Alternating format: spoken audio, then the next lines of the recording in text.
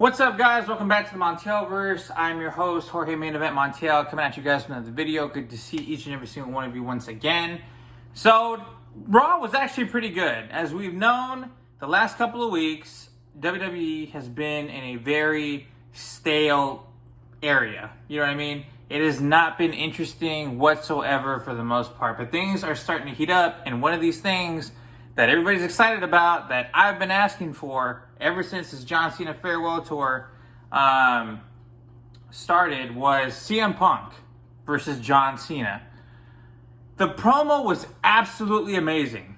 I mean, the way CM Punk referenced what he said to John Cena all the way back in 2011, you know, if you're not as much of a New York Yankee as you are a Boston Red Sox, you know what I'm saying? Like that whole thing that he called back to in 2011, you know, making it clear that he's not defending the establishment, but he's defending the people against the tyrant who is John Cena. And I like how he kind of broke the fourth wall when he said that it's really like a switch of roles. You know what I mean? It's really a switch of roles because we're so used to seeing John Cena as the hero for so much of this time over the past 20, 25 years. And now he's a complete and total villain. And CM Punk is playing the hero part of the anti-hero character that we've come to know and love. So this is really interesting. I have to say immediately, though, I am completely and utterly disappointed that this is taking place in Saudi Arabia. Of course, Phoenix, you know, is always going to have a special place in my heart because I went to college there, ASU, Forks Up. They immediately got deflated. You know, CM Punk challenged John Cena to a match that night. And obviously John Cena was never going to accept that. And instead, he said, you know what? Let's do it in Saudi Arabia. Let's do it in Saudi Arabia. And, you know, it's because it's going to be Night of Champions. It's going to be in Saudi Arabia. The whole crowd got deflated. They booed that statement out of the building. Wasn't even like, oh, all right, no, of course, you know, it's a heel thing, he's gonna say that. No, it sucks because it's in Saudi Arabia.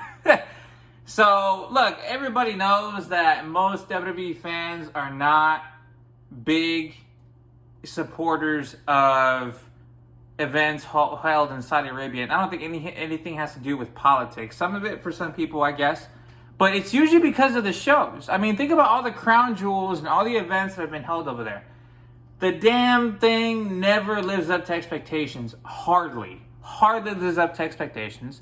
And, you know, a lot of people do have a problem with the way they treat women over there. But that's a separate conversation for separate people and a separate time. I'm here to talk about the quality of the events and the matches. We can't even get WrestleMania right. You know what I mean? The amount of effort that went into WrestleMania was next to zero.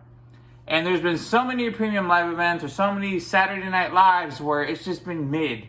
Or riding that mid coattail, you know what I mean? It is not done well.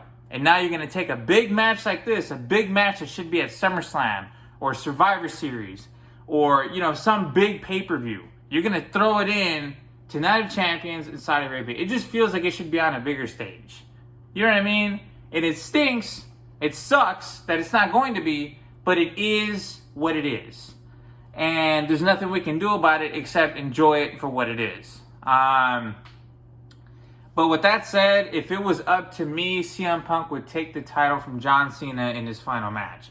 We all know that's not going to happen. Everybody's saying it's going to be Cody Rhodes, which is a little bit cliche for me. And I didn't really enjoy Cody Rhodes as champion. Like, I enjoy him a lot more when he's not champion. He's pretty good to me without being a champion, but when he's a champion, he just doesn't live up to the hype, in my opinion, that people put him up to be. They don't hype him up to the standards of his talent. You know what I mean? It's like overkill. And that's something I've always taken issue with. But back to Cena and Punk, I mean, this is a rivalry that started me off. You know what I mean? WrestleMania 26, Shawn Michaels versus The Undertaker might have been the match that got me into the WWE. But when I first got into WWE Hardcore, which is 2011, the biggest rivalry of that year, for the most part, was CM Punk versus John Cena. And that was just amazing to watch. Just to remember the memories and all that. Money in the Bank, SummerSlam, you know, the whole build-up to him getting the title. It was awesome.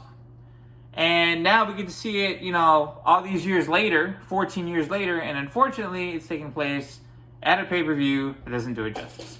But whatever. So let me know what you guys think. I'm going to head on to the next topic. A lot to discuss on Raw, so we'll see what happens. See you guys in the next video. Deuces.